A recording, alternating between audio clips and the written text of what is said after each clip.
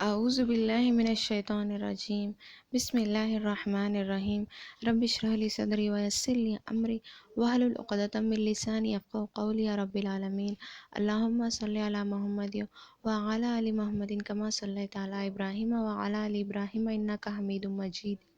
اللہم بارک علی محمد وعلی آل محمد کما بارکت علی ابراہیم وعلی آل ابراہیم انک حمید مجید۔ سب کو السلام علیکم ورحمۃ اللہ وبرکاتہ۔ الحمدللہ ہم لوگ رمضان کے مہینے سے گزر رہے ہیں، اور یہ مہینہ بہت بابرکت مہینہ ہے، اور اس میں سب لوگ روزے رکھتے ہیں الحمدللہ۔ اور لیکن کبھی کبھی کچھ جگہ ایسا ہوتا ہے کہ لوگ مجبور ہو جاتے ہیں، سب لوگ روزہ نہیں رکھ پاتے، کچھ لوگ روزہ رکھتے ہیں اور کچھ لوگ روزہ نہیں رکھ پاتے۔ اور ایسا کبھی کبھی گھر کی مجبوریوں کی وجہ سے ہوتا ہے، یعنی کہ گھر میں شاید سب بیمار ہے، صرف اس ایک شخص کو روزہ رکھنا پڑتا ہے، یا پھر یہ بات کالجز، یونیورسٹیز، آفیسز، بزنس میں اکثر ہوتی ہے کہ سب لوگ وہاں پر صرف ایک شخص روزہ ہے اور کوئی بھی روزے سے نہیں ہوتے، تو ایسے وقت فرشتے اس شخص کے اوپر سلامتی بھیجتے ہیں، اس کے لیے دعا کرتے ہیں، اس کی مغفرت کی دعائیں کرتے ہیں، اس کے اوپر سلامتی بھیجتے ہیں۔ اور نبی صلی اللہ علیہ وسلم نے فرمایا، جب تم روزہ رکھو تو کبھی بھی سحری کو مت چھوڑو، یعنی کہ ہمیشہ سحری کرو۔ سحری سنت ہے، بہت پسندیدہ سنت ہے، تو سحری کو مت چھوڑو۔ کیونکہ جب تک تم سحری کرتے رہتے ہو، سحری کھاتے ہو، تو فرشتے تمہارے لیے دعا کرتے رہتے ہیں کہہ کر۔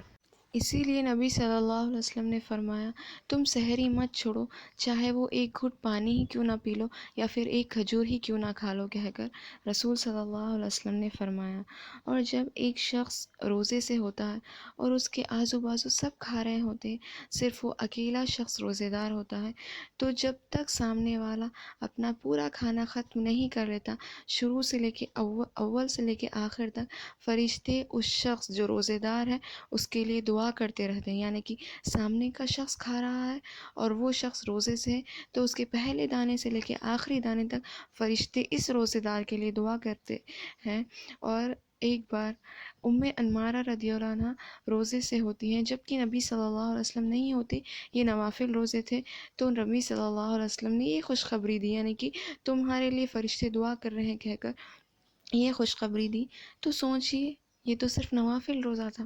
تو جبکہ رمضان کے مہینے ہیں، رمضان کے روزوں میں اگر کوئی روزہ رکھے گا اور اس کے سامنے والا کھا رہا ہے، کوئی مجبوری کی وجہ سے، دین کی مجبوری کی وجہ سے، صحت کی مجبوری کی وجہ سے، لیکن یہ شخص روزہ رکھ رہا ہے، تو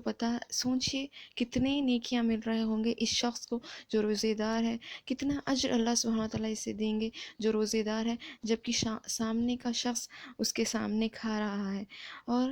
جب تمہارے پاس کوئی افطاری لا کر دے، مطلب کوئی تمہیں افطاری لا کر دے، تو محمد صلی اللہ علیہ وسلم نے یہ دعا سکھائی ہے، افطر عندکم الصائمون واکرم طعامکم الابرار وسلط علیکم الملائکہ،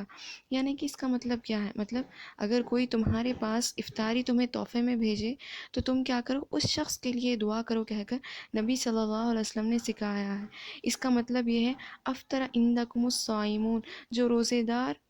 ہے وہ تمہارے ساتھ روزہ کھولے، وَأَكْرَمَ طَعَامَكُمُ الْأَبْرَارَ، اور نیک لوگ تمہارے ساتھ کھانے میں شامل ہو، یعنی کہ تمہارے ساتھ کھانا کھائے،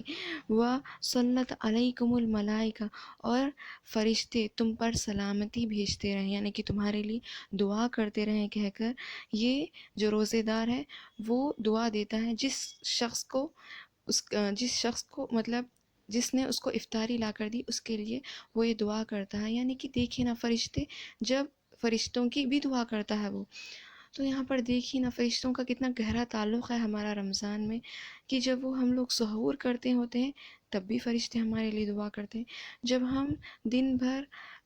روزے سے ہوتے ہیں، اگر ہمارا سامنے والا شخص کھا رہا ہوتا ہے تب بھی فرشتے ہمارے لیے دعا کرتے ہیں، اور اگر کوئی ہماری افطاری لا کر دے اور ہم اس کے لیے دعا کریں تب بھی فرشتے اس شخص کے لیے دعا کرتے ہیں۔ سبحان اللہ، سوچئے کتنا گہرا تعلق ہے اس رمضان میں فرشتوں کے ساتھ ہمارا۔ تو اس رمضان کے بابرکت مہینے کو مت چھوڑیے گا، اور سب کے لیے بھی دعا کریے گا، اور افطاری بھیجیے گا، دوسروں کو تحفے میں دیجیے گا، لیکن خاص ان شخصیتوں کا خیال کریے جو افطاری کو افورڈ نہیں کر سکتے، یعنی کہ افطاری خرید کر نہیں کھا سکتے، ان تک پہنچائیے گا۔ السلام علیکم ورحمۃ اللہ وبرکاتہ۔